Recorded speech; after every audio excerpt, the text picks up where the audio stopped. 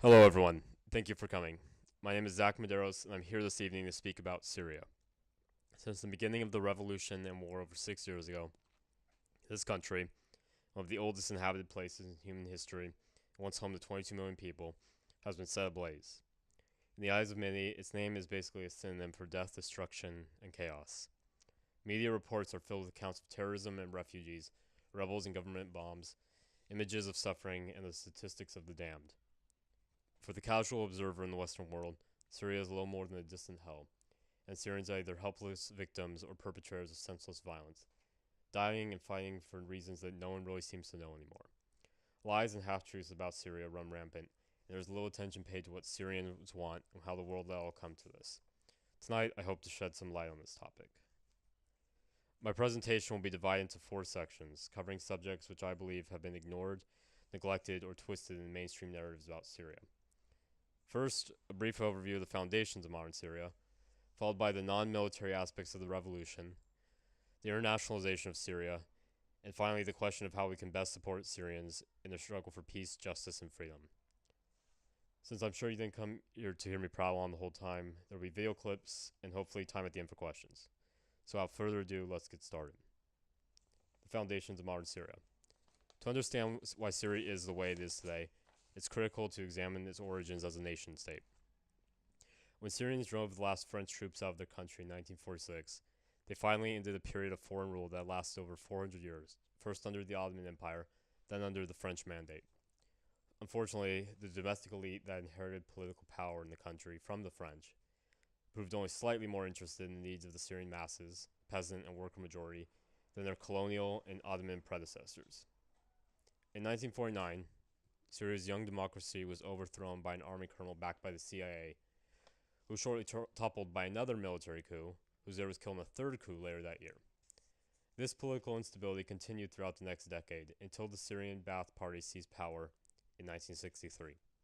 The Ba'athists, who espoused pan-Arab nationalism, top-down statist modernization, and Arab socialism, consolidated their grip on the government quickly, with factional divisions within the party soon emerged.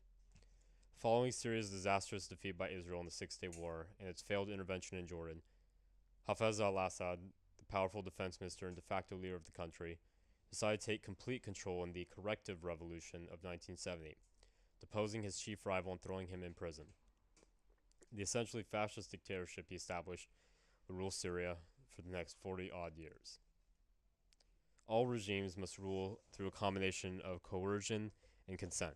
Rabin, Yassin Kassab, and Lila al-Shami write in Burning Country, Syrians in Revolution War. Hafez al-Assad and his clique excelled in both fields. As an experienced pushist, Assad knew firsthand how easy it could be to topple a weak and unpopular government. To prevent this, he constructed a regime that was all but coup-proof. Indeed, one that would block all unsanctioned political change for decades by centralizing power and authority in himself, his family, and a network of loyal cronies. To win the consent of the popular classes, the regime initiated large-scale modernization projects that improved rural conditions, redistributed some land to peasants, and oversaw massive expansion of the state, providing the urban working middle classes with public sector jobs.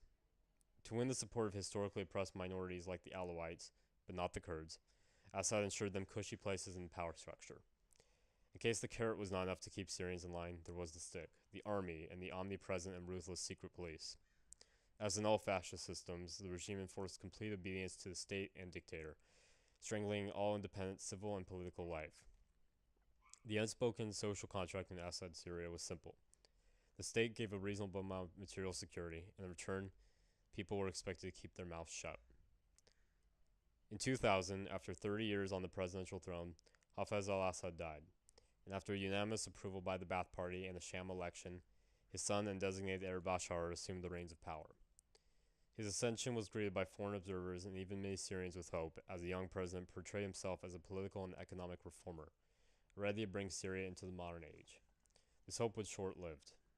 Following a brief period of relative tolerance, which pro-democracy Syrians took quick advantage of, the regime clamped down again, quashing the reformist Damascus-Syrian movement in its infancy. Bashar was more faithful to his economic promises, accelerating the market liberalization that began under his father. This led to a dramatic increase in poverty, unemployment, and the concentration of wealth in an even smaller fraction of society, often in the hands of Assad's own family. Meanwhile, the political structure of the dictatorship remained unchanged. Deprived of material security and made lack of political rights more tolerable, Syria was ripe for the wave of revolutionary fervor that swept the Middle East and North Africa in 2011. When 15 schoolboys were arrested and tortured for painting anti-regime graffiti in the town of Daraa, the townspeople protested, and the regime responded with bullets.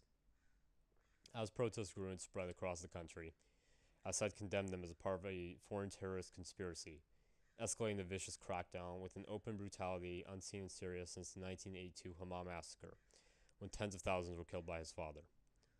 As the regime would never willingly give up any of its power, it was only a matter of time before the protest movement developed into a revolutionary one, and months later into an armed uprising. Nonviolent revolution. When hundreds of thousands of Syrians took to the street in 2011, it was not to start an armed rebellion. When they found their voices gaining the courage to shatter the Ba'athist kingdom of fear, they mobilized to demand not revolutionary change at first, but things like jobs, basic rights, and end the corruption, discrimination, brutality, and repression. It became clear that the regime was not willing to concede an inch. People began to fall for the fall of the regime. Contrary to Assad's propaganda, the revolution sprang to life as a multi-ethnic, non-sectarian movement, with no common demographic, religious, social, or economic background, as Samir and Aboud has found. Until people were forced to take up arms to defend themselves, it was predominantly non-violent as well. It was a democratic process in the most fundamental sense, one defined not by preconceived plans or schemes, but by grassroots experience in emancipatory culture and self-governance. When they first freed themselves from the restraints of oppression, Syrians set off an explosion in democratic life.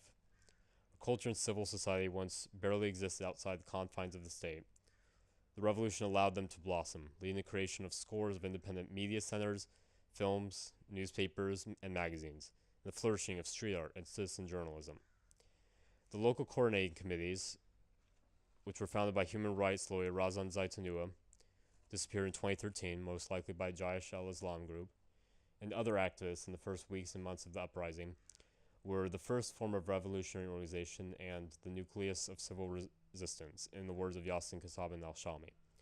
As their name suggests, they were instrumental in organizing resistance to the regime on the most basic communal level, initially helping to set up and film protests and other acts of civil disobedience, provide humanitarian aid, and create a coherent political agenda through dialogue with other committees and opposition groups. They also play a key role in documenting the regime's increasingly savage repression. The LCCs were not the only organ of this new Syrian democracy. Omar Aziz, a noted Syrian anarchist, advocated the idea of local councils in a series of influential papers written in the early months of the revolution. In them, he called for the establishment of radically democratic bodies that would allow people to structure and manage their lives independently of the state, giving them the space to create a social transformation that would expand and deepen the revolution. Although Aziz later died in regime custody, as so many other revolutionaries have, his vision did not perish with him. Before his arrest, he helped create 4 councils in the working-class suburbs of Damascus, and many others materialized spontaneously in response to the practical needs of communities. To this day, there are hundreds of local councils and LCCs throughout Syria, providing vital services to liberated areas and an essential political alternative to dictatorship and stage-managed democracy. Besieged on all sides by the forces of counter-revolution, and threatened at times even by rebels, the survival of these bodies after so many years of war is a testament to Syrians' creativity and commitment to freedom. The internationalization of Syria. My analysis here is largely drawn from the work of Yassin al-Hashsala, celebrated leftist dissident, former political prisoner, and leading Syrian intellectual, who has been a profound influence on my own thinking about Syria. Over the past 6 years, Syria has arguably become the most internationalized country in the most heavily internationalized region in the world. What began as a civil conflict between Syrians is now a global staging ground for a slew of foreign powers, primarily Saudi Arabia, Qatar, Turkey, Iran, Hezbollah, and of course Russia and the United States, but also lesser players like Iraq, Egypt, Lebanon, Jordan, and the European Union, nearly all of which support the regime to one degree or another, and all of which have the blood of countless Syrians on their hands. While we don't have time to examine each of these countries' motives and their specific impacts in detail, I'd like to make some key points here. First, It is an article of faith among many on the alleged left that the Syrian revolution is nothing but a US led regime change plot, and that the Assad regime is a legitimate government defending itself against a sinister imperialist scheme. This, to be perfectly honest, is bullshit, the product of ignorance, arrogance, and quite often racism. From the very beginning, the United States had no real interest in regime change in Syria. And why should it? After all, this was the same government that joined Washington's coalition during the Gulf War against Saddam, allowed Israel to keep the Golan Heights, and led its torture expertise to the CIA during the Bush-Cheney years. It is nothing if not reliable. At the very most, the Obama administration briefly sought to convince Bashar al-Assad, the individual, to step down, while keeping the overall power structure in place. But even that was never seriously pursued. The regime murdered unarmed protesters for months before Obama called on Assad to step down. When the US began sending aid to rebel groups, it mostly consisted of non-lethal equipment and a trickle of light weapons, not terribly useful when compared to what the Russians and Iranians were giving the Ba'ath State. The CIA aggressively intervened to stop revolutionaries from gaining access to anti-aircraft weapons, which could have eliminated one of Assad's main military advantages and saved untold tens of thousands of civilian lives. The US repeatedly turned off the minimal flow of arms and ammunition whenever rebels proved too successful on the battlefield, and demanded that fighters focus their attention on ISIS and Jabhat al-Nusra, the former al-Qaeda branch, but not on Assad, the biggest terrorist in Syria. Turkey, Qatar, and Saudi Arabia, who, I should add, were in the process of warming relations with the regime prior to the revolution, were more forthcoming with assistance, but they were also pressured to curtail their support by Washington and pursue their own geopolitical interests at the expense of the revolutionary struggle. Obama's decision to draw an arbitrary red line regarding chemical weapons in 2013, then his refusal to enforce it after the regime's Syrian massacre in East Ghouta, exemplified how little interest the world's most powerful imperial state had in toppling Assad's dictatorship. In fact, until Trump's opportunistic pinprick strike against the Shirat air base last month, the US launched approximately 8,000 attacks on Syria, bombing ISIS, al-Nusra, thousands of civilians, and even the rebels it supposedly backs, without targeting the regime or its allies.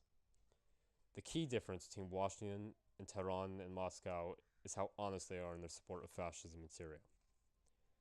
Second, the regime has actively acted in the interest of imperialism in the Middle East.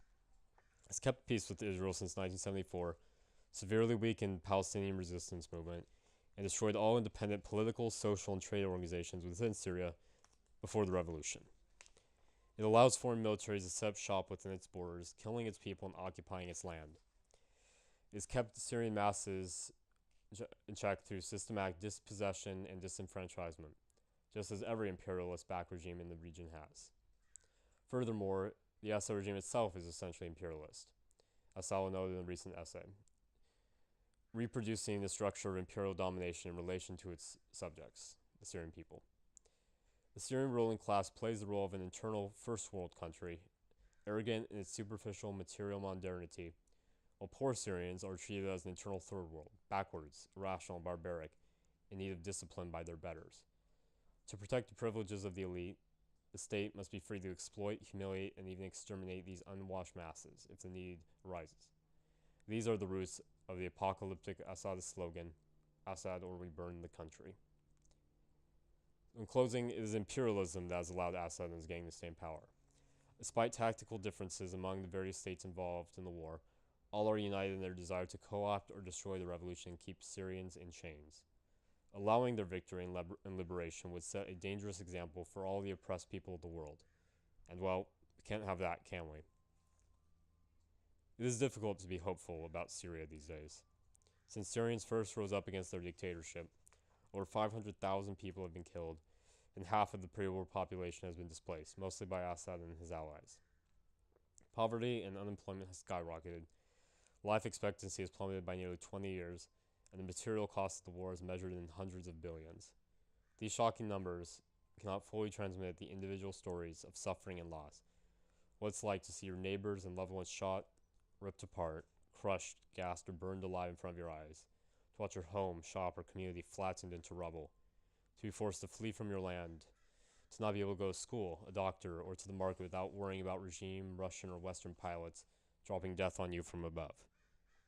Syria is now host to an entire galaxy of unquantifiable crimes and tragedies, innumerable stories of murder and massacre, deprivation and desperation, trauma and torture, rape and loss.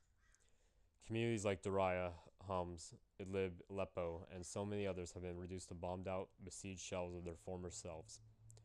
As writers like Samar Yazbek have detailed, sectarianism and ethnic chauvinism have infected the hearts and minds of many Syrians, driven in large part by the weaponization of identity promoted first by regime and later by extremist elements of the opposition.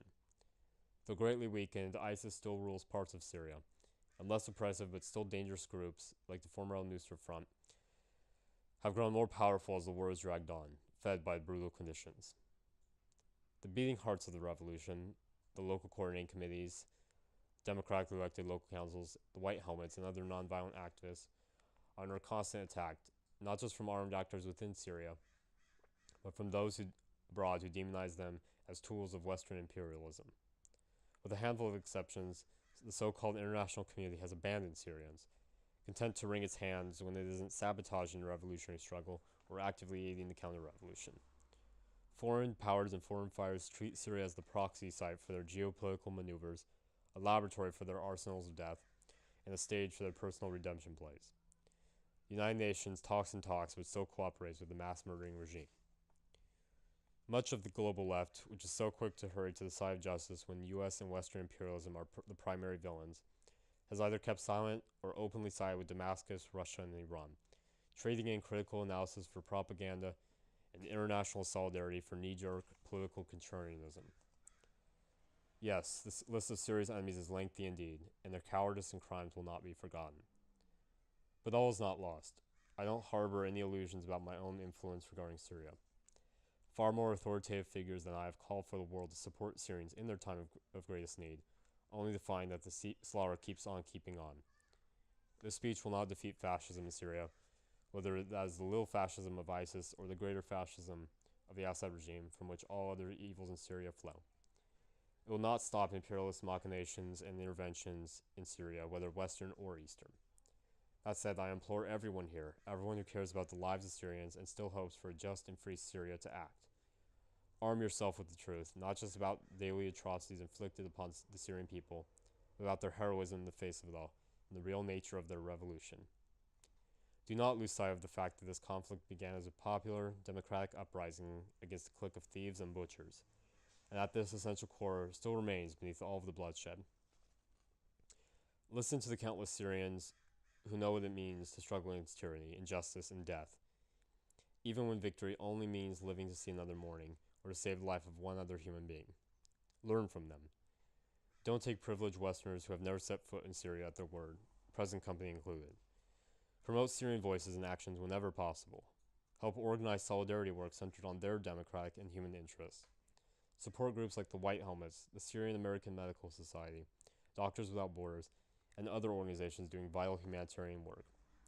Support Syrian civil society, and particularly the many female revolutionaries. Echo demands Syrians have issued, such as an end to all sieges, the immediate release of all political prisoners, a massive increase in direct humanitarian aid, the removal of all foreign armies and militias from Syrian soil, accountability for war criminals, and the creation of real safe zones designed by Syrians for Syrians. Even in the age of Trump, we cannot give up the fight for the rights of refugees. Finally, let's not give up on the Syrian people, who are more than capable of liberating themselves if we give them the support they need. We must heed the call of those like Yassin al-Hajj, who, when asked by an interviewer whether he had hope for the future of his country, said, "We are a resilient people. We still believe in human dignity and in a better future for ourselves and others. We have a cause, and it is a just cause. I think that the Syrian revolution liberated us from an inferiority complex we had towards the other people of the world. We don't wait for others to solve our problems now, or to define for us what is just and what is fair. We are struggling for our emancipation without illusions. We are hopeful that more people will join us in the struggle. It is not just about Syria any longer. It is about the world." We would all be wise to take those words to heart. Long live the Syrian people, victory to them in the revolution, and may peace, freedom, and justice reign in Syria someday. Thank you.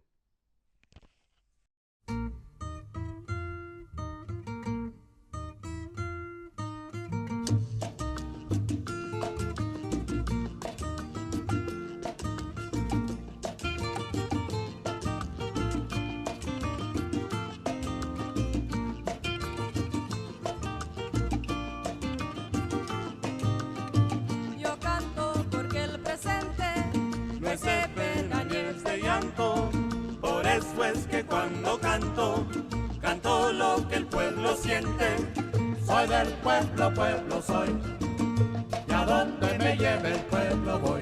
Como cantar es mi oficio, yo canto el esfuerzo duro de construir el futuro con alegre sacrificio.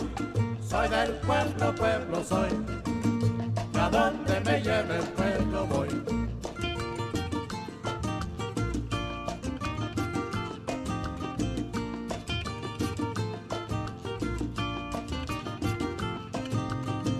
por el pueblo voy pasando y oyendo su sentimiento, Lo recojo y al momento se lo devuelvo cantando.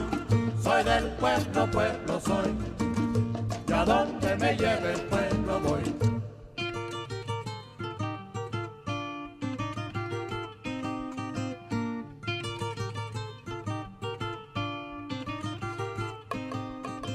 lo poco que doy le ofrezco, Con alegría y encanto, al pueblo le doy mi canto, porque al pueblo pertenezco. Soy del pueblo, pueblo soy, y a donde me lleve el pueblo voy. con alegría serena, Canto lo que el pueblo siente, y canto porque el presente